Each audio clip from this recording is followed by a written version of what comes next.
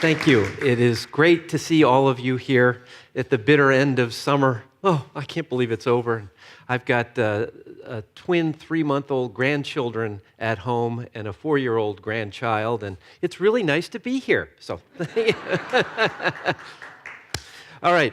Well, this really began for me. I grew up in the nautical center of the universe, Pittsburgh, Pennsylvania. And either despite being landlocked or perhaps because of it, I became infatuated with sailing. My grandparents had a place in West Falmouth, Massachusetts on Buzzards Bay, and they had a beetle cat on a rainbow here. And some of my first memories are of being underneath the foredeck of the beetle cat with the water sloshing and the smell of mildew. You know, it's just one of those, I guess it's a watery womb. But and I think it was when I was 12, I did a solo sail in that beetle cat for the first time through Falmouth Harbor. And it was a sense of independence, of freedom, of interaction with nature. I wasn't much of an athlete, and yet it was physical in a way. I loved it. And so pleaded with my dad to get us a boat of some kind. He built an 8-foot sailing pram, which my brother and I took to a variety of man-made lakes around Pittsburgh. Crooked Creek is one I remember, Keystone Park, Keystone Lake, all this kind of stuff. And then they built a new man-made lake called Lake Arthur in Butler, Pennsylvania, a little over an hour outside Pittsburgh. And this attracted a bunch of sailors, and they formed the Moraine, because it was Moraine State Park, they formed the Moraine State Park Sailing Club. And the clubhouse was the public restroom beside the launch ramp. And they had thistles, they had 505s, they had 470. I mean, it was Flying Scots, and they had one division that was any any boat you wanted could sail in it. So we entered our 8-foot pram, and there wasn't a lot of wind, and we were so far behind that they just told us to sail in at the end. And my parents, and they had a fleet of sunfish, and my parents said, you know, would you like a sunfish? And I said, yes. My brother and I would, because Sam was crewing for me. I have a younger brother, Sam, who's 2 years younger than I am. And so when I think I was 13 or 14, we bought our first sunfish. And this was like getting in a PT boat. I mean, this thing went, and sunfish are one of the great boats out there. They perform surprisingly well. In a blow, they can beat a laser upwind. They have a chine that means they're not as wobbly downwind as a laser. And they're really a very sophisticated little boat, even though they have this lateen rig, sort of an isosceles triangle for a sail. And it was just, oh my God, this is what I want to do.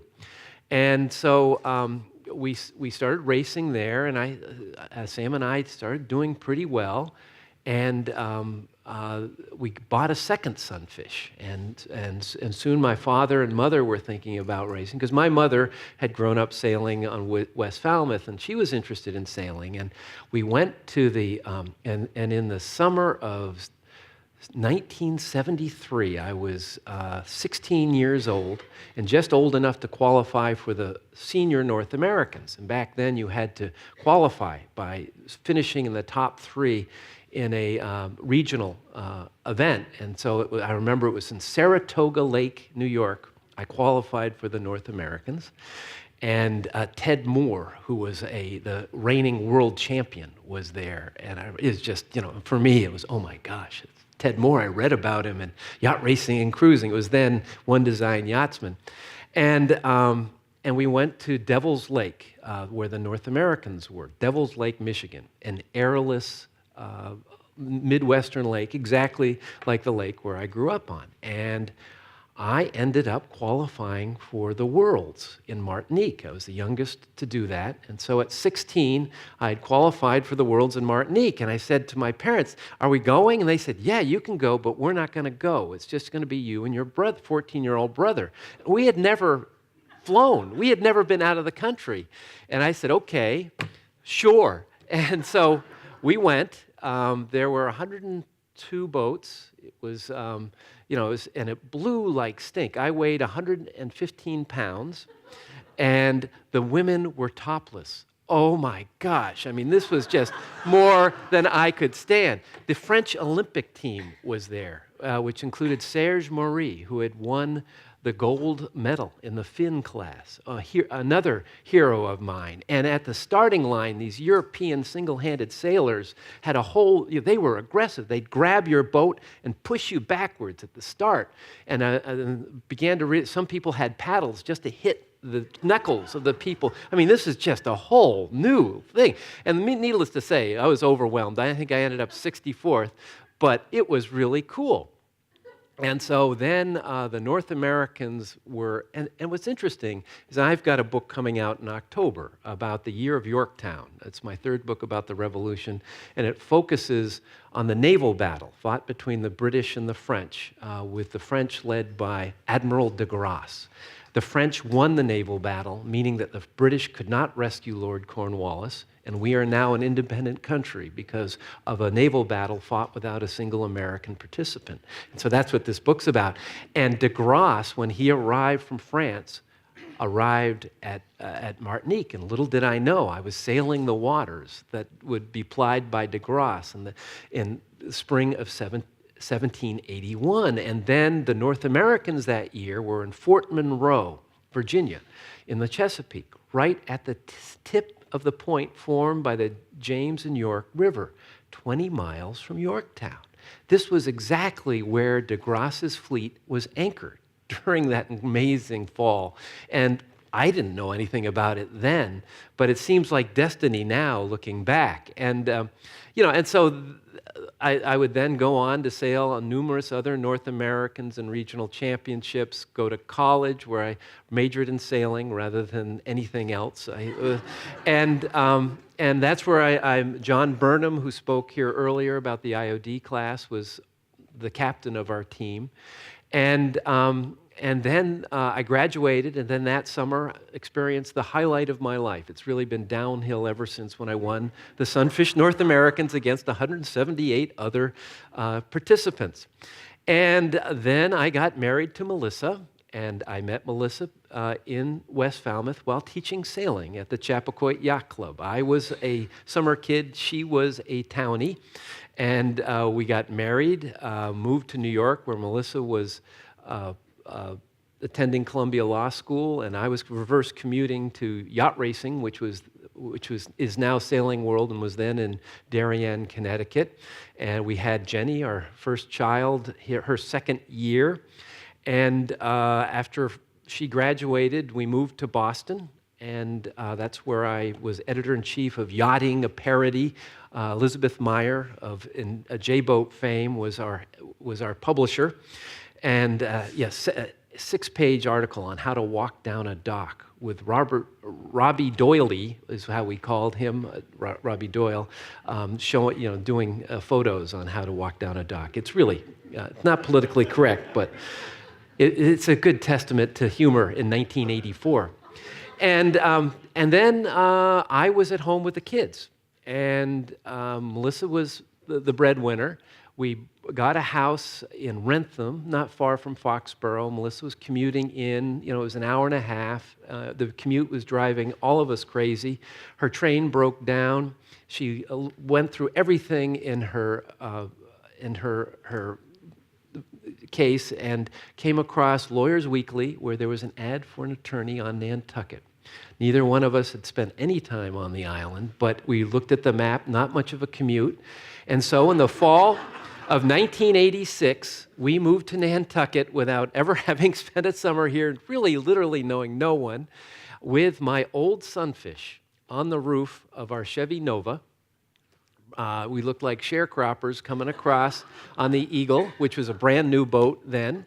And the Black Water Tower was the Black Water Tower. And Melissa plugged right in, was soon on the board of the hospital and all this other stuff, and I was at home with the kids, feeling very landlocked. I was an English major. I was still nominally writing sailing articles, but Moby Dick had always been my Bible, and that for me that was a conduit into the history of Nantucket, and I became increasingly fascinated with it. And then in the fall of 1992, Ethan went into first grade, which meant I now had till 2:30. I'd never had that length of time before. And I realized maybe it's time for me to write a book about the history of Nantucket, which would become A Way Offshore. And it was an extraordinary year for me. It was the year I found my voice as a writer. It just clicked.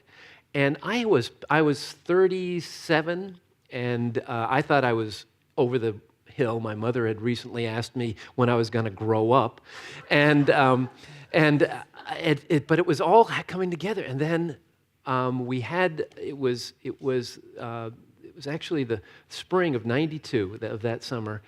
And it was the America's Cup, which was in San Diego. And I hated the America's Cup. Being a Sunfish Sailor, the America's Cup represented everything that was wrong with the sport.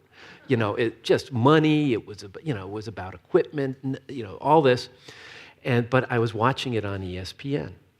And it was 5 o'clock, and that was the time for the Mickey Mouse Club. And the kids came in and said, we want to watch the Mickey Mouse Club. And I said, no, we're going to see the end of this race, really boring light air race.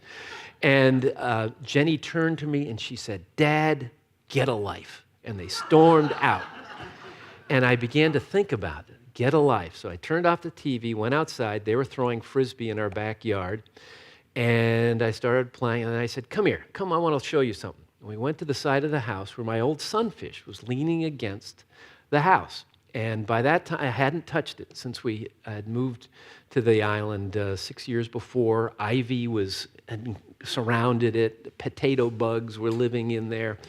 And I said to the kids, let's just pull it down. And I pulled it down. Had to yank it out of the ivy and put it down. And there were the compass headings from the 1978 North Americans. I had been unable to take them off the deck. I had scribbled them in grease pencil. And I was looking at it. Melissa came home from work. And Jenny turns to me and she said, well, why don't you ever sail it, Dad? And that's when I began to think, well, maybe that's what I need to get a life.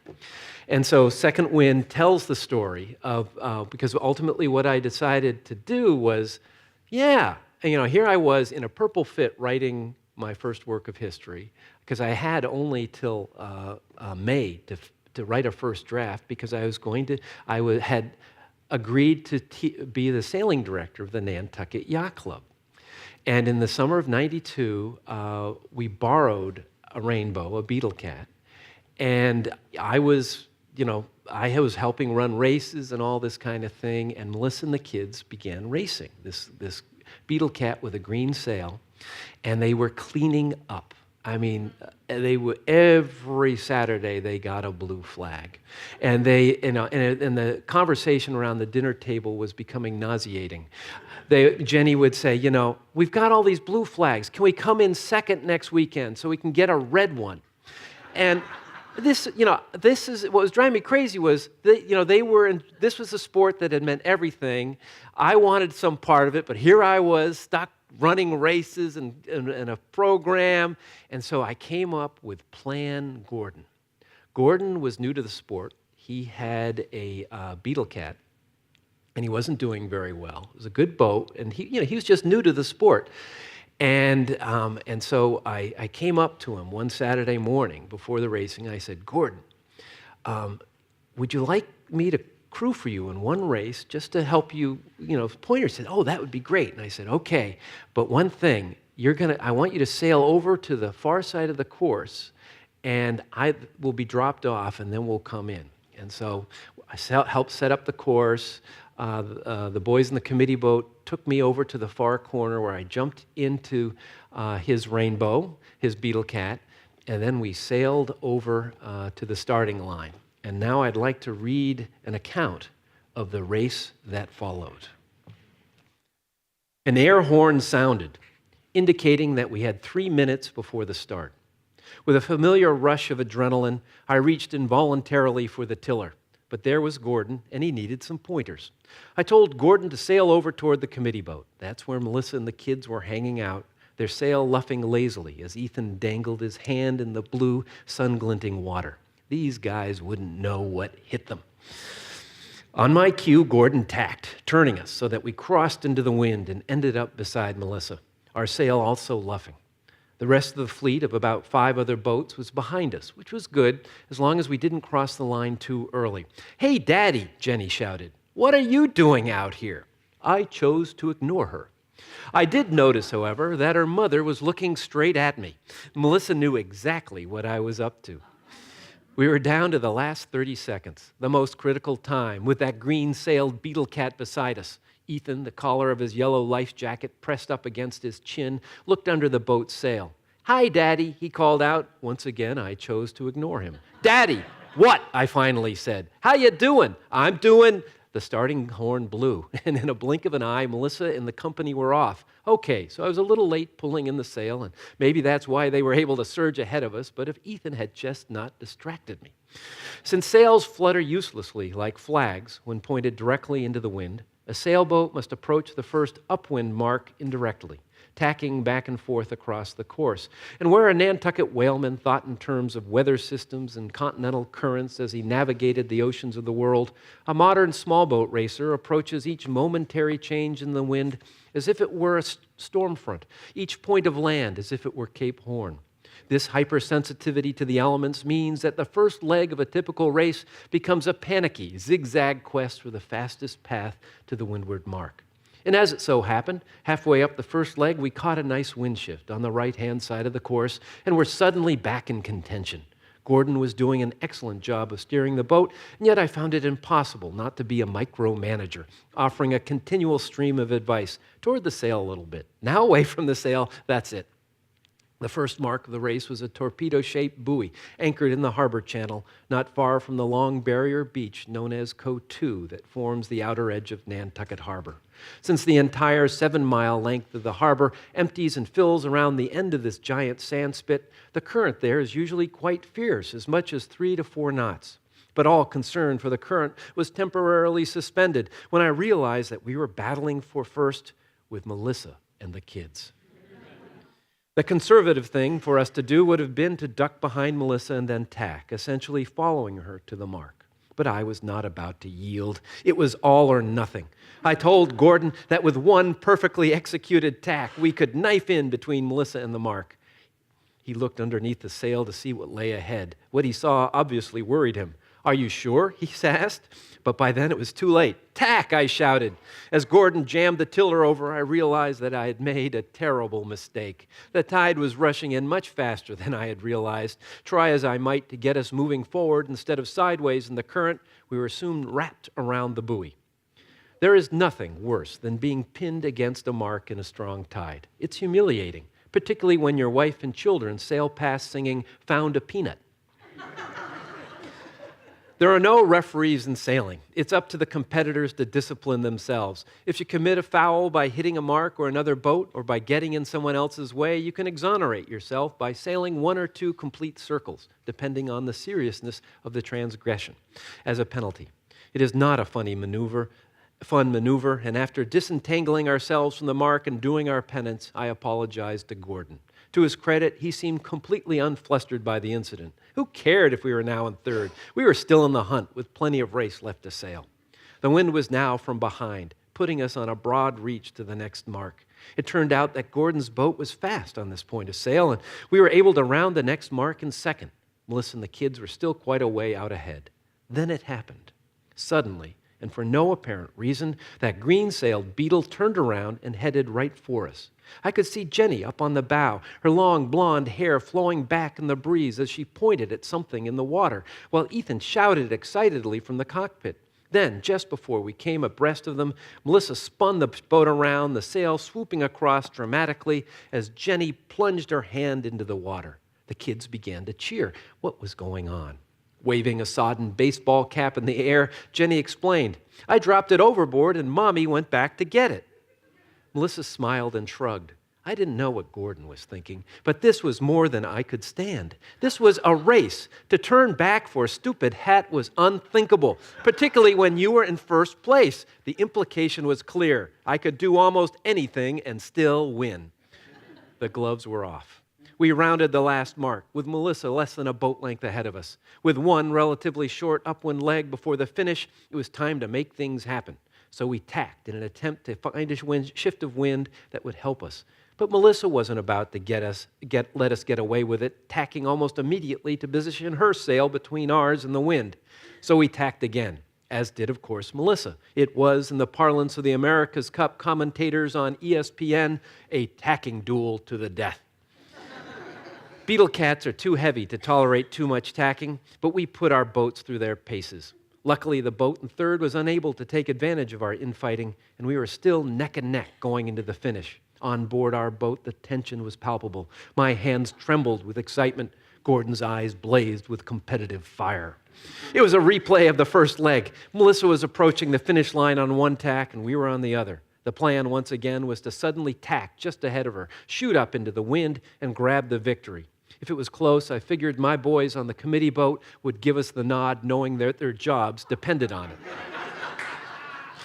it. I warned Gordon of the impending maneuver, and both of us were glancing toward that green-sailed menace when Gordon laughed. He laughed. "Will you look at that?" he cried. "What?" I shouted. "What? Look at your son." I squinted through my salt-spattered sunglasses. Ethan was leaning against the coaming of the cockpit, his head wobbling drunkenly with each bob of the boat. My God, the kid was asleep. Asleep at a time like this? Didn't he know he was in the midst of a tacking duel to the death? That, I must admit, took the stuffing right out of us. Slam-dunking a mother and her sleeping babe is a difficult thing to do, even if you are the husband and father. By the time Gordon and I pulled ourselves together, it was too late. The moment to pounce had passed, and when we did eventually tack, Melissa walked right over us and took the gun. The worst part was that she and Jenny didn't cheer. Otherwise, they might have disturbed Ethan.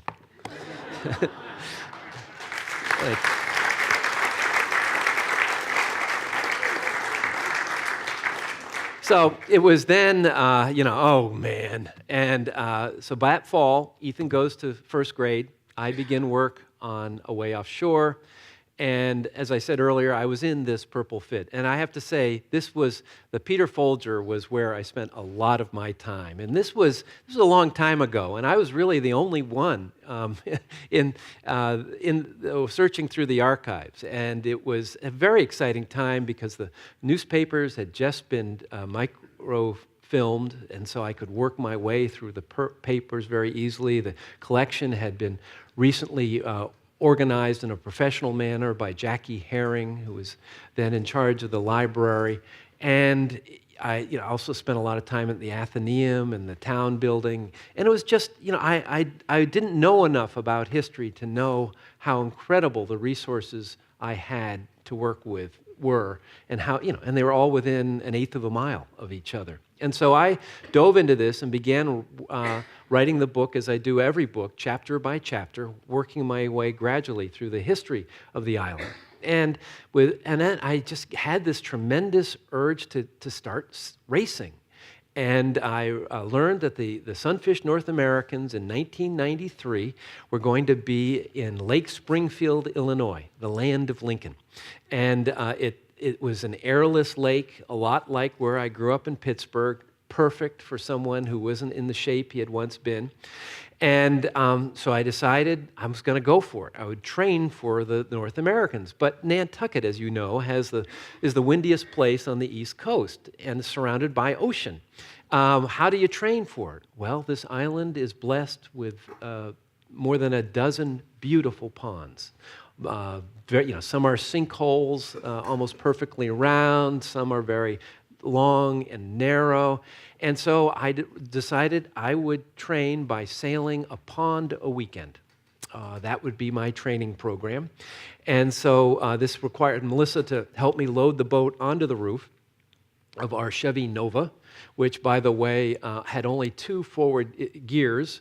So you had to go from second to fourth. And I tell you, going up Orange Street in second getting into it was hard. And then halfway through this winter, I lost the radiator. Big hole developed, and I realized who needs a radiator on Nantucket. And so that whole year I drove around with dry radiator. The panic light would go on, but not once did the engine seize on me. Anyways, to get back to this, and so I started sailing the ponds. And it started with Gibbs Pond out by the cranberry bogs. It began on Columbus Day.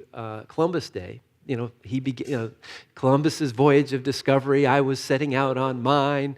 The Sacatcha Pond was opened that fall for the first time in years. It had been a traditional practice, but the environmental people in the state said no to it. But finally, they relented and they opened it, and I was sailing Sacatcha actually that day, and watched them as they opened it, and was tempted. My dream was to sail through the cut. Oh, what a metaphor! But it wasn't it wasn't big enough to get through, and so I suspended that. More on that in a little bit, and then, but I'll remember Mayacomet Pond. It was November, just before Thanksgiving. It was colder back then, and we had the night before I was to sail. It was the Saturday. The wind died to nothing, and it went down into the 20s. And Melissa and I arrived, and it was frozen. And she said, "Well, let's just go back." I said, "No." And I was at a difficult point in my writing. I was going to break some ice. So, in some disgust, she helped me launch the boat and drove off. And I took the bow and knocked a hole through the ice. It was about 2 inches thick, and started sailing. It was like being in a toboggan as you went through the ice. And when I was done, I had created about a football field of broken ice. It was like sailing in a cocktail glass, the tinkling of the ice. And so, there was then on Christmas stroll weekend, that was back in the days when Santa was in the Pacific National Bank. And it was really cold, and we were absolutely frozen after having wait in line. And I realized it was going to blow 30 the next day. And I said to Melissa, "I want to sail head of Hummock Pond," which, that's the one at the head of the Sanford farm. It's a circle with high ground around it. And Melissa said, "Okay." And so they dropped me off while they went to Bartlett's to get a Christmas tree, while I started sailing around the pond. And I have to say, this was the wildest of them all. I mean, it was gusting to 30, and the wind was made mess by the hills. And so I started doing a circle around the pond. It's the chapter title is The Jibing Hamster. And I must have done about 10 of them. I mean, really going fast on the downwind leg, jibing right where the reeds are, where Head of Hummocks flows into Hummock Pond. And the kids and Melissa arrived with a Christmas tree on the roof, and I did a heroic jibe right in front of them, and then sailed right up to them and hit their bumper with my bow. It was terrific. And but then I began to realize, how is this helping me train for the Sunfish North Americans?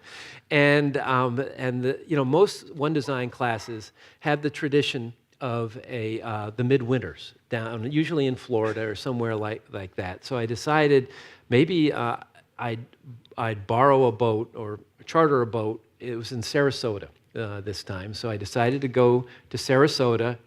Just give me a sense of competition, because I hadn't raced since basically 1978. And so I went down there. 104 boats were there. It was, let's say, a startling wake-up call that I had a lot of work to do. And so I came back to the ponds with, a renewed sense of purpose. And I got a Clorox bottle and attached it to the iron head of a pick that I found in the basement of our house. Attached it with some line, and would take that out and use it as a buoy. And I'd practice mark roundings and stuff like that. And then we learned from a good friend of ours, Bruce Perry, who was then working for the Conservation Foundation and for the Conservation Commission, and they were responsible for the opening of Sacagawea Pond. And I heard that they had opened Sacagawea Pond, and I saw Bruce the night before, and he said, don't, and I said, oh, great, I want to sail through the cut. He said, no, do not do that. He said, it's raging through there. And I said, okay, I'll see. So the next afternoon, Melissa and the kids dropped me off at Sacagawea Pond, that the landing that's off Pulpus Road. And you could see in the distance, you couldn't even see a cut in the distance. And the idea was that they would then sail over to Quidnet, the beach there, and then walk over to the cut. And I promised, no, I'm not going to do anything crazy. And so I went out sailing around, and there was Bruce beside the cut going like this. Don't do this. And I could see Melissa and the kids walking from Quidnet towards there with our dog Molly. And I sailed past the cut, and holy moly, this thing was it was wide. It was really wide, and it was hauling, just hauling out. And it was scary, the forces involved. And I could see the kids coming, and I said, well, what am I going to do? I'll tell you what happened next. I decided to go for it. Steep walls of sand loomed on either side. And by the way, this section was excerpted in March in my old Sailing World. And it was, the title of it, I love this, they called it Philbrick or something, Extreme Sailing. I thought, oh great, extreme sailing in the Sunfish, yeah. Okay, let's get back in the mood. Steep walls of sand loomed on either side. I'm now in the cut. So steep that the sound of rushing water seemed amplified within this friable, curving moat. To my right, lodged within the sand, was the smooth, barkless shape of a tree. To my left, I saw Bruce's son, Sean, standing at the cut's edge, watching me. "Hi, Sean," I yelled. He looked at me and smiled. There was a spasmodic up and down motion to the waves, like the rinse cycle of a washing machine. And yet at all the time, the current was rushing me toward a bare ledge of sand. This is right at the mouth there, where huge waves from Portugal burst against the pond flow. How was I going to make it across that shoal without getting killed? It was like a scene in a Fellini movie. Just before I slammed into the sandbar, I saw the figure of the elderly man, hunched over and watching me silently from the left bank. Then I was hurtling into the bar, yanking up my dagger board and heeling the boat to weather in a desperate attempt to keep from rounding up as the shelving sand nudged my rudder out of the water. The first wave broke across my deck and swept across the entire boat, nearly filling the cockpit. The force of the wave and perhaps a back eddy slowed the boat to the point that I just sat there, hung up on the bar as the ocean ahead coiled into a liquid wall of water. I was a sitting duck. With my dagger board and rudder all the way up, I had no steerage, and the next wave spun me around like a top. Now I was sideways to the surf. Wham! The next wave flipped me over immediately. The water was colder than I had expected and moving very fast. Beginning to panic, I struggled to stay with the boat. I thought for sure the spars had been broken like matchsticks against the sand. As the current carried me into the deep water, the boat began to turtle, a bad thing to have happen if your dagger board is all the way up. So I dived underwater and pushed the blade through the trunk. Climbing up onto the fin-like projection of the dagger board, I glanced toward the rapidly receding shore, a blank, treeless sweep of pale brown sand. Then I looked out toward the wide open sea, an empty infinity of blue that blended seamlessly with the cloudless sky. A whole new set of fears began to take hold. What if my rig had indeed been damaged? There was no way I was going to paddle my way back to the beach. I was already close to a quarter mile out and going fast. I righted the boat and was relieved to see that everything was intact, but I had my work cut out for me. Like a furiously deflating balloon, the pond was still blowing me to the east. I scrambled back into the boat, slammed the rudder down, yanked in the main sheet, and started to sail for shore. I could see Melissa and the kids on the beach waving to me. Bruce and Sean were also there. The old man had disappeared. I was now very aware of the ocean's tidal currents working on the Sunfish, and I still had fears of being pushed out to sea before the eyes of my family. It was a beat back to the island, and I sailed off on a port tack. The ocean swells had a slow, powerful feel to them, as if I were sailing across the gently heaving breast of a giant beast. It was a lazy, disorienting motion. I tacked and edged over toward the cut, but the water was still wild and dangerous over there, so I tacked away, planning my final approach to the beach. Landing in an ocean swell is not easy. One screw-up and a wave can smash the boat into the sand and destroy both the boat and the sailor. In the 19th and early 20th centuries, Nantucket cod fishermen had performed this maneuver in their fish-laden dories on a daily basis, and more than a few of them had been lost on this very same shore. Soon I was locked onto the face of a big comber. As I teetered on the lip of the giant wave, my mainsail flapping now that the boat was moving faster than the wind, I pulled up my dagger board and held on for dear life. It was like sitting on a boogie board with a sail on it. The wave took me right up onto the beach and deposited me with an almost delicate precision at the tide line. As the waves retreated, I leapt out, grabbed the bow handle, and pulled my boat beyond the next wave's reach. It was a really stupid thing to do, but oh man, what a rush. Okay, and then I began to realize, okay, this is great. This is a cosmic venture into my soul or whatever it is. But, it's kind of isolating me from my family. And for me, one of the great joys of sunfish sailing in my youth was that we had 4 sunfish in the family. We all sailed together as a family. It was just terrific. Now kids sail opties and 420s and never the twain shall meet. I think that's terrible. I think youth sailing should be one in which shouldn't be Little League. It should be something where kids have role models and they see in competition. But anyways, that's me being an old fart. Anyways, but the Sunfish has a wonderful tradition. I don't know if it's still going on, but they have something called the Connecticut River Race. You sail from Hartford, Connecticut, all the way to Essex, Connecticut, right on Long Island Sound. It's a 2-day event, 2 people per boat, and you camp halfway through there at Colt State Park. It's run by the Lions Club of all people. They divide it into 5 races, and you have to have all your camping equipment with you, and so you have to put that in, and everybody puts them in trash bags, and using shock cords, you just put them on the deck. And so I sailed with Ethan. We borrowed one of my parents' boats, and Melissa sailed with Jenny, and it was horrible weather. It rained, I think, more than Noah experienced. It just was a deluge that first day and night. But we had a pretty good time, and finally it cleared. And Ethan and I had a terrific time because we got 5 first. But once again, what relevance did this have to racing in the Sunfish North Americans? And so once again, I finished the first draft by June. I had to because I was once again employed as the sailing director at the yacht club. I would spend my spare moments in the summer editing it.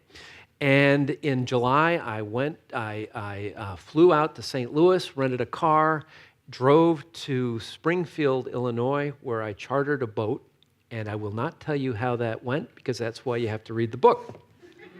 Let me just say I did not embarrass myself, and it was really kind of cool. And one of the things that made it special is when I was a kid, when I was racing in my teenage and 20s, there was one guy who was pretty much almost exactly my age, Paul Fendler.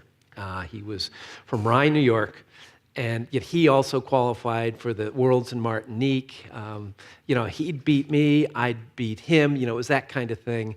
And for reasons none of us can figure out, he came back to the class at Springfield. It was amazing, and he hadn't sailed in years either. So anyways, it was cool, but then the fall came, and my Sunfish was back to leaning against the foundation of the house. The kids were back in school. I was now in the final stages of preparing the manuscript for publication.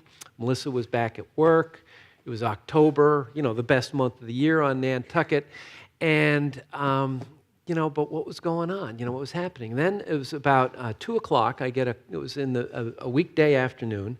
I got a call from Melissa. I never got a call from Melissa. She was always so busy working. And she said, hey, it's a beautiful afternoon. By this time, we owned that Beetle Cat, and we had moved it to Pulpus Harbor for the fall. And she said, what if I come home and actually, she was going to meet us in Pulpus, and we'd get the boat rigged up, and we'd all go for a sail. And so I said, wow, okay, sure, we'll do this. And so the kids came home, gave them their snack, and we drove down to Pulpus. We had a Coleman canoe, which we donated to the Massachusetts Field Station. Apparently, they still have it. It's still there. They call it Nat. If you ever want to borrow it, it's still there. But that was our tender, and we paddled out to the Beetle Cat. Jenny left Ethan and I rigging while she went back to pick up Melissa.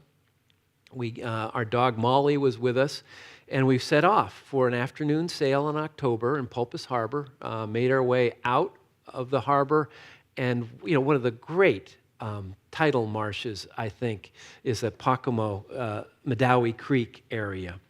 And I had, in that previous fall, I had sailed into there in the Sunfish, literally no wind and rain. It was just very, very sort of metaphysically dour experience. But this was completely opposite. We were all together in the Beetle Cat. And one of the things I was curious about this whole endeavor was that, when you're really into a sport, all sports have it. There's something called the zone. When you figure it out, when it's instinct, you're not even thinking, and it's clicking. That summer when I was 22, I could slip into the zone almost at will. And my question was, could I do that again? And I would like to end tonight by reading the last few paragraphs from the epilogue with which the book ends. So eventually the creek's convolutions terminated at a wide tidal pool, a pond surrounded by a perimeter of marsh grass and a few houses. This was the destination I had been unable to reach in the rain last November. Now I was here in the yellow light of an October afternoon, and instead of being alone in a Sunfish, I was with my family in the Beetle. With Jenny and Ethan up on the bow to keep the rudder out of the mud, and Melissa playing the centerboard, I sheeted in the sail and began the long beat back. Soon we were tacking on an almost continual basis, the kids dancing around the deck like ballerinas as we swooped from bank to bank. We'd emerged from the creek and begun to turn toward Pulpus Harbor when I realized that Melissa and I were still sailors. Even after all these years, even after jobs and children, we still found joy in simply being together in a sailboat. If there was one thing I'd learned in my comeback year, it was that there is no such thing as a single-handed sailboat. Even in a Sunfish, I needed my family, my friends, and yes, even my dog. When it came to sailing, I had lost the zone. Even when I was at my best in Springfield, I was too aware of my past, of having done it before. The zone is not a place for looking back. It requires a fierceness, a single-minded commitment to the moment that I could no longer sustain. This didn't mean that I was all washed up. As I'd proven at the North Americans, I could still win a sailboat race. But if I'd lost the illusion of mastery and control, at least I was no longer landlocked. I was sailing again on an island that was beginning to feel like home. Now I understood. From a pond on Nantucket to a bay in Florida, to a river in Connecticut, to a lake in Illinois, my comeback had always been leading me here to a crowded sailboat on an island harbor 24 miles out to sea. Thank you very much.